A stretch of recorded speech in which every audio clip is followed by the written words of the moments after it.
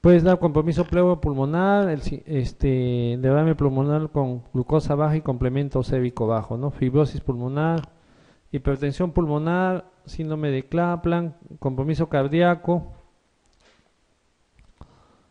ay, síndrome de Feld que viene con esplenomegalia y citopenia, sobre todo neutropenia, nefropatía, perdón, compromiso renal, amiloidosis, por amiloidosis, eh, eh, bueno, el diagnóstico de la artritis reumatoide es una- es por el cuadro clínico con exámenes auxiliares, ¿no? Hay intentos de clasificación antiguos, hay unos nuevos, pero básicamente es esto, ¿no? El cuadro clínico, la poliartritis simétrica, más exámenes en sangre, que pueden ser el factor reumatoideo o el anticuerpo anticitrulinado. Y últimamente se utilizan medios de diagnóstico más sofisticados que la radiografía, ¿no? Como la ecografía o la resonancia magnética. En la radiología uno ve osteopenia y úlcera articular, erosiones óseas que dan un criterio de clasificación, luxaciones. La placa al inicio puede ser normal, no puede haber ninguna erosión, ¿no? Y la resonancia magnética en los últimos años ofrece mucha sensibilidad respecto a la resonancia, da un cuadro clínico más precoz, digamos, ¿no? En etapas más precoces. Aquí hay una erosión, ¿no? El huesito está picado, la cortical está para adentro. Esa es una erosión ósea.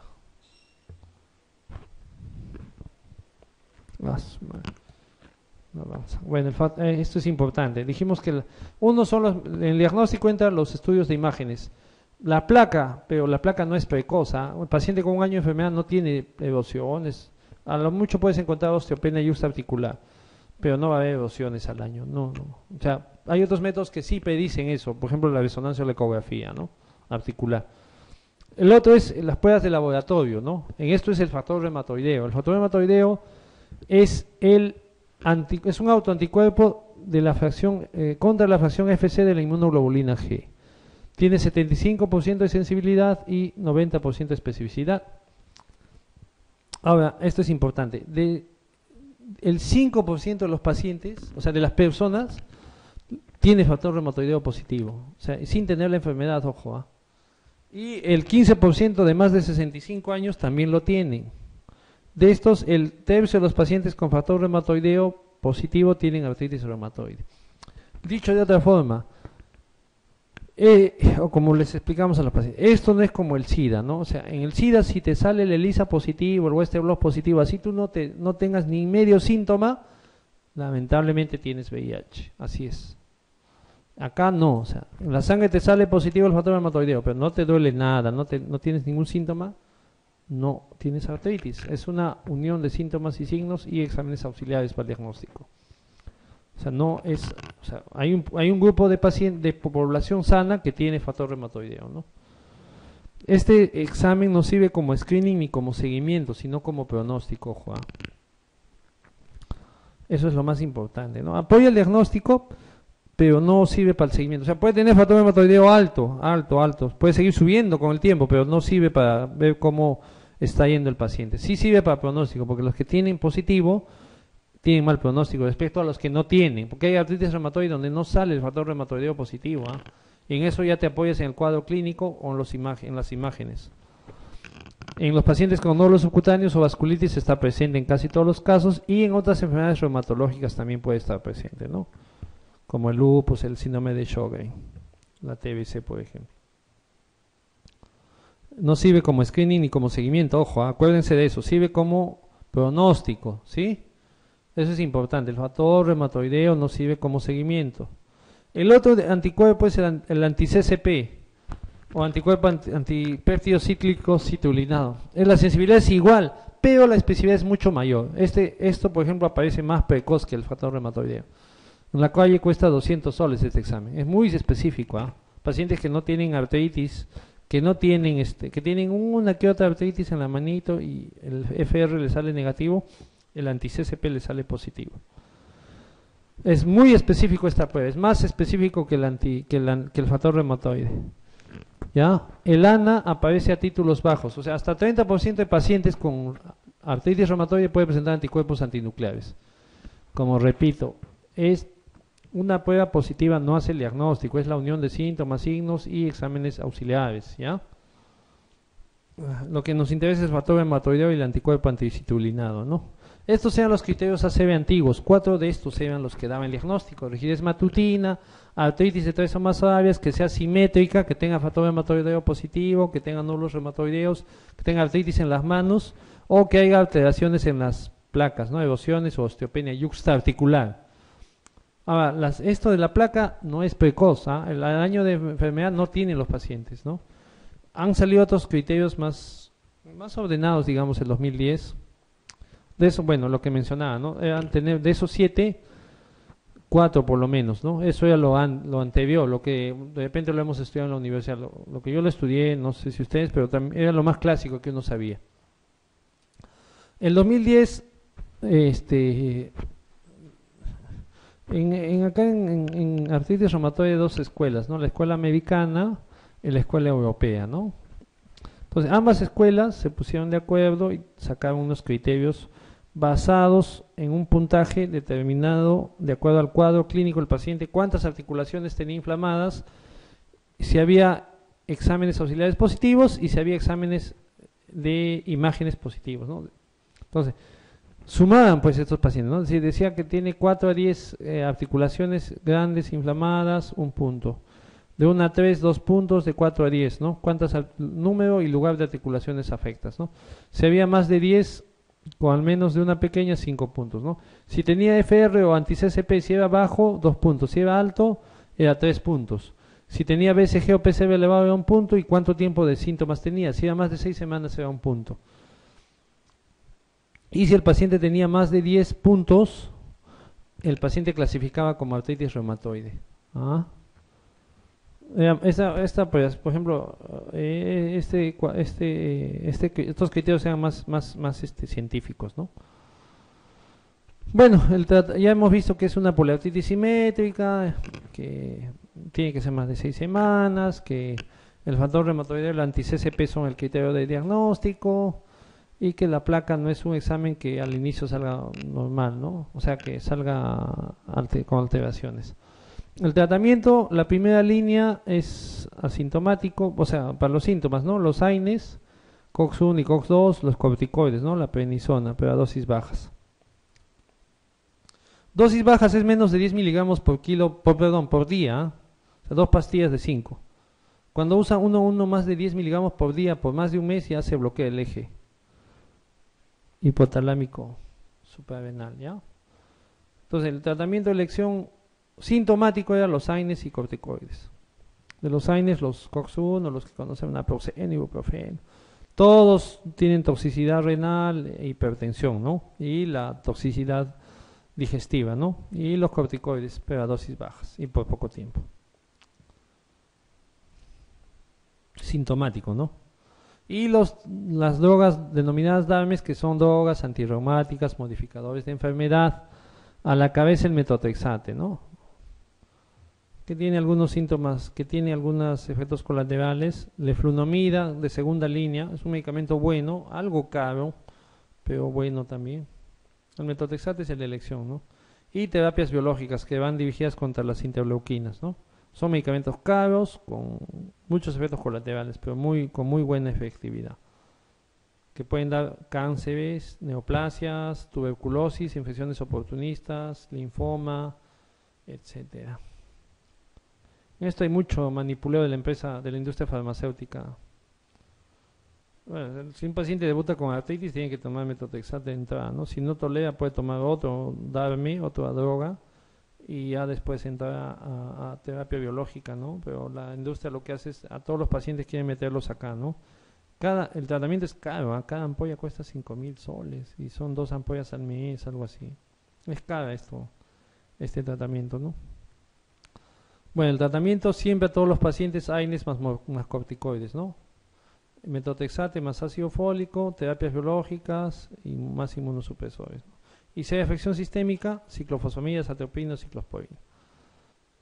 Ahora voy a hablar de gota. En gota, bueno, la gota es otra artritis que tiene sus manifestaciones sui generis, ¿no? Más frecuente en varones ahora. y mujeres posmenopáusicas.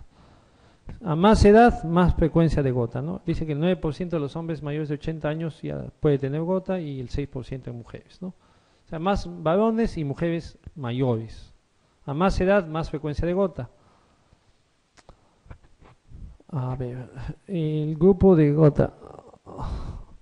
La gota es una enfermedad que se origina por la alteración en la eliminación o sobreproducción de ácido úrico, así es el concepto. Ahora, el paciente puede tener ácido úrico elevado sin tener síntomas. Es muy frecuente ver eso en obesos. Puede tener artritis, puede hacer artritis aguda, monoartritis aguda, lo que se llama gota aguda. Puede tener agregados de cristales de urato monosódico, lo que se llama gota atofasia. O puede tener compromiso renal. Así va la enfermedad.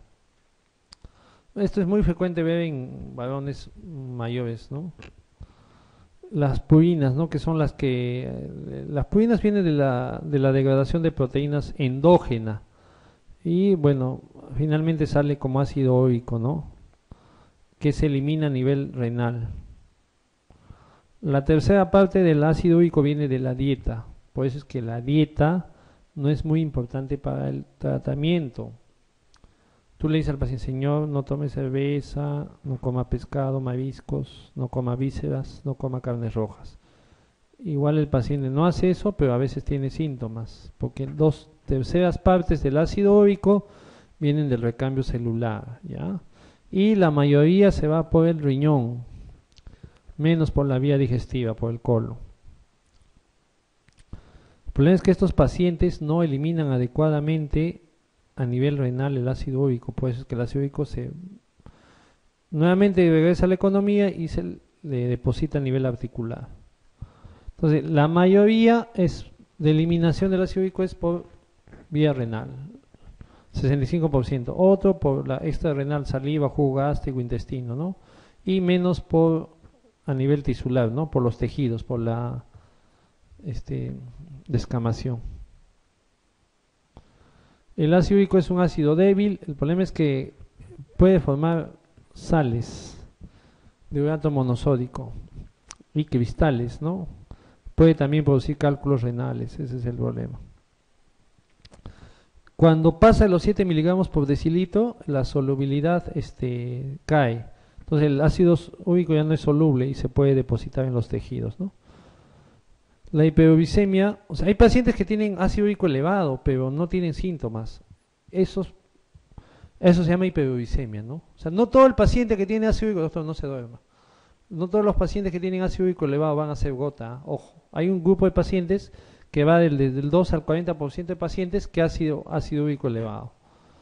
De este grupo, hay unos, por ejemplo, los que tienen sobrepeso, son mayores adultos o tienen creatinina elevada o presión alta, hacen este grupo de hiperuricemia. O sea, hacen ácido úrico elevado sin cuadro clínico de gota, ¿no?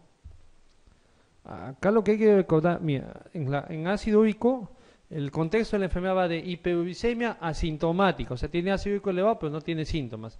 El otro cuadro clínico es gota aguda, el paciente hace síntomas de artritis aguda. El otro es que va a periodos intercríticos, o sea que hay episodios de gota y episodios que está sano. El otro es de gota atofasia crónica, ya el paciente hace tofos ya. El ácido úrico se deposita ya por todo lado. Entonces, lo normal es hasta 7, ¿no? Después de 7 el ácido úrico, ¡pum!, se caen los tejidos, se sedimenta y hace cristales en el riñón, en las articulaciones. Lo normal es de 3 a 4 en niños y va aumentando con la edad, ¿no? Hasta 7 es el tope. Aumenta después de la pubertad y en las mujeres después de la menopausia. Los estrógenos disminuyen la absorción tubular de urato. La prevalencia de ácido úrico elevado es 1 a 15%. La incidencia anual, 5% de la población tiene más de 9, 0.5 de 7 a 9 y 0.1 menos de 7.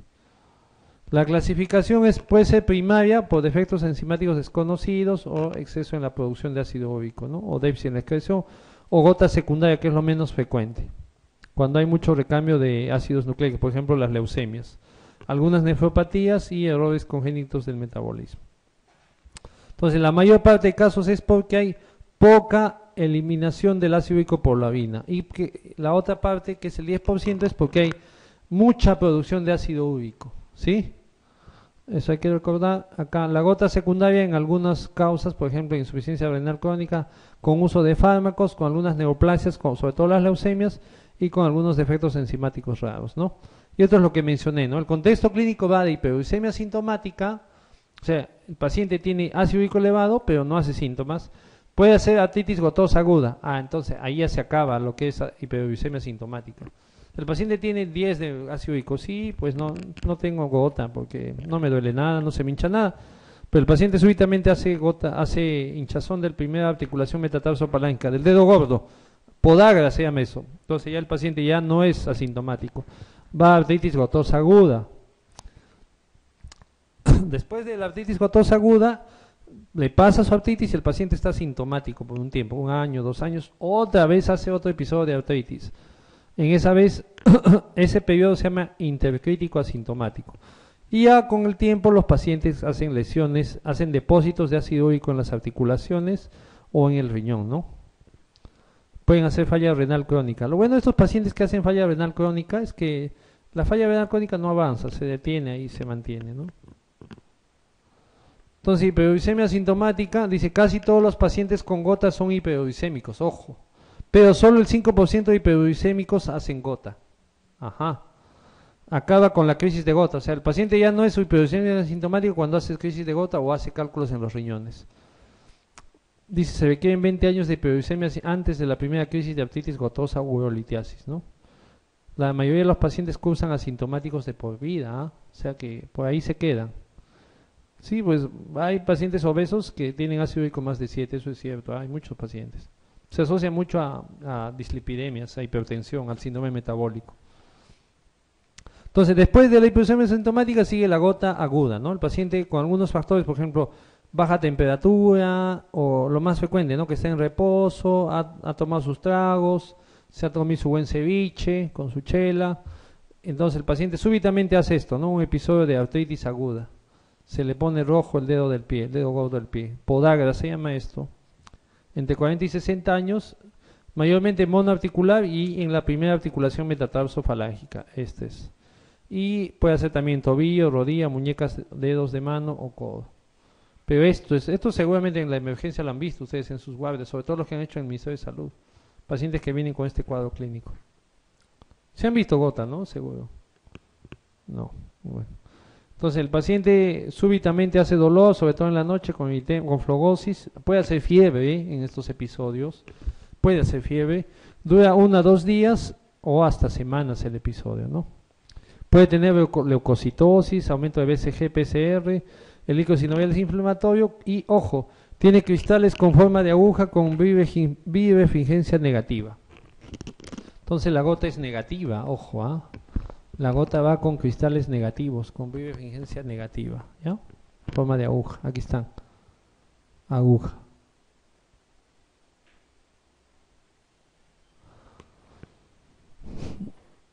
Bueno, el otro contexto es que el paciente hace periodos intercríticos, ¿no? Entre crisis agudas, la segunda crisis el 62% hacen el primer año y así, ¿no? El cuadro único, 7% de los pacientes. Gota atofasia crónica, o sea, después de la gota intercrítica de hay periodos con crisis y sin crisis, hace gota atofasia, ¿no? Ausencia de periodos intercríticos con un tiempo de 3 a 42 años, ¿no? Niveles séricos de uratos, depende de los niveles séricos de uratos, de que tenga enfermedad renal y que el paciente reciba diuréticos. Los tofos, se han visto pacientes con tofos, ¿no? Son depósitos de cristales a nivel de toda la articulación, ¿no? Cartílago, sinovia, tendones, tejidos blancos. Aquí están los tofos. Ahí hay pacientes que todo es tofo. Toda la mano tofo tiene eso. Y cuando uno aspira estas secreciones sale como colinos. Esto al paciente sobre todo es estético, no le gusta tener estas manchas blancas a los pacientes. Sí, mano, pie, rodilla, brazo, la abeja, tendón de Aquiles. Sí. Tofos. Puede presentar erosiones, ¿no? Una erosión acá, le han mordido el hueso. ¿No? Más grande que en la artritis, ¿no? Erosiones. En el dedo gordito del pie también tiene erosiones, su podagra. Puede hacer nefropatía también el paciente, ¿no? 10 a 25% de los casos presentan nefrolitiasis y que tengan niveles de ácido úrico mayor de 13, ¿no? O que eliminen mucho ácido úrico en la orina. Y hay cosas que se asocian a la hiperuricemia. De estos, la hipertrigliceridemia. 80% de los pacientes que tienen ácido úrico elevado hacen triglicéridos altos. 20 a 30% presión alta, hasta el 50% diabetes y preeclampsia también. Bueno, en el embarazo, ¿no? El tratamiento, por partes igual. La artritis gotosa aguda, esto que vimos acá que el paciente hace su podagra, ¿no? ¿Cómo se trata esto? En gota aguda. La colchicina es el fármaco de elección. Viene de 0.5, ¿no? Cada 8 horas, o endovenoso. Yo no sé si habrá endovenoso en el Perú, ¿no? Disminuye las moléculas de adhesión y receptores de citoquinas. Es muy buena la colchicina. Hay pacientes que hacen monoartritis y no se sabe el diagnóstico, y la prueba terapéutica con colchicina van muy bien los pacientes. Antiinflamatorios no esteroideos, ¿no? Indometacina. La indometacina es el mejor antiinflamatorio no esteroideo, pero tiene una gastrolesividad tremenda, da mucha gastritis. En el seguro yo lo uso mucho, pero con omeprazol y con inhibidores de bomba y con antiácido. Todos los pacientes que tienen antecedentes de enfermedad ulceropéptica, que tienen más de 50 años, o comorbilidad como diabetes, hipertensión, han tenido úlcera gástrica, cualquier enfermedad ulceropéptica, tienen que recibir AINES con inhibidores de bomba, ¿ya? Indometacina sí es muy bueno, creo que es el mejor antiinflamatorio, ¿eh? Mejor que el Celecoxib, Meloxicam, etcétera, o que la Vecoxia, que seguro lo conocen, pero tiene mucha gastrolesividad. Otros AINES, naproxeno, ibuprofeno, piroxicam ya no hay en el Perú piroxicam. Los corticoides pueden ser por vía intraarticular o orales, intramusculares o endovenosos, ¿no? Sobre todo en pacientes que tienen alergia a AINES.